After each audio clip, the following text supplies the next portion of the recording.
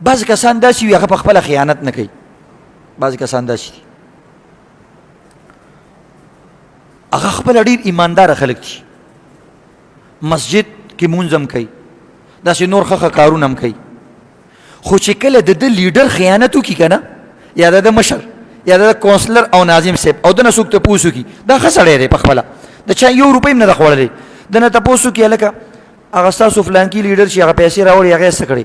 نه زمونږ لیډر داسې سړی نه دی، نه جي داسې خبره نشته دی، زمونږ لیډر داسې کس نه دی. نو د داسې سړي باره کې نبي علیه السلام څه وایي؟ ګوره هره خبره په قرآن او حدیث کې وضاحت سره پرته ده. ګینې داسې لیډران د نبي اسلام زمانه کې هم نه، او داسې خیانتګر د نبي اسلام زمانه کې هم نه.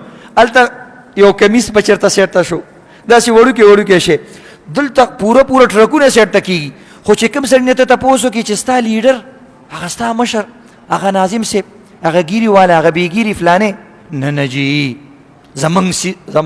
زمونږ مشر بس د کرپشن خلاف دی، او حالانکې هغه لیډر یې کرپشن کړی وي، هغه غلي.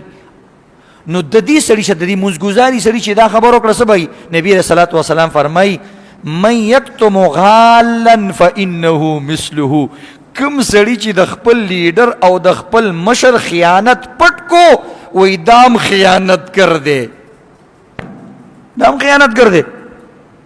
دا یاد لري عزتمندو د بل چا لپاره ایمان څه خرابوي چې تاسو څوک فلاني کس داسې کړي دي، وی خدای دې غر کی که زما لیډر دی که الله دې تباه کی، الله دې زمونږ ځان خلاص کی، الله دې زمونږ د پاک وطن خلاص کی.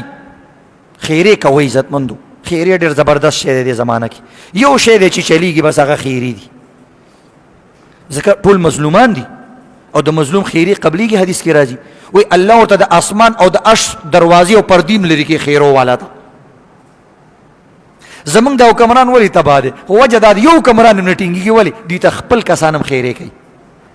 هلته خو زنده‌باد مرده‌باد چې ته ځان له تپوس وکړې چې هلکه کار یې خدای دې غر کړي والله څه به وکړو نو اوس هر یو سړی سوړي دی، نو یو خیره خو ورته ټول کوي. نو ځکه یو حکمران هم نه ټینګېږي، ځکه دوی د خلکو خیرې اخیستې دي. نو دې وجې نه عزتمندو لږ خیال ساته، د دې په چالاکیانو باندې مه ځئ. چالاکي خو ته یو 2 میاشتې یو چالاک سړي سره تېر کړه ته به هم سبا چالاکي دروغ به ویلی شي،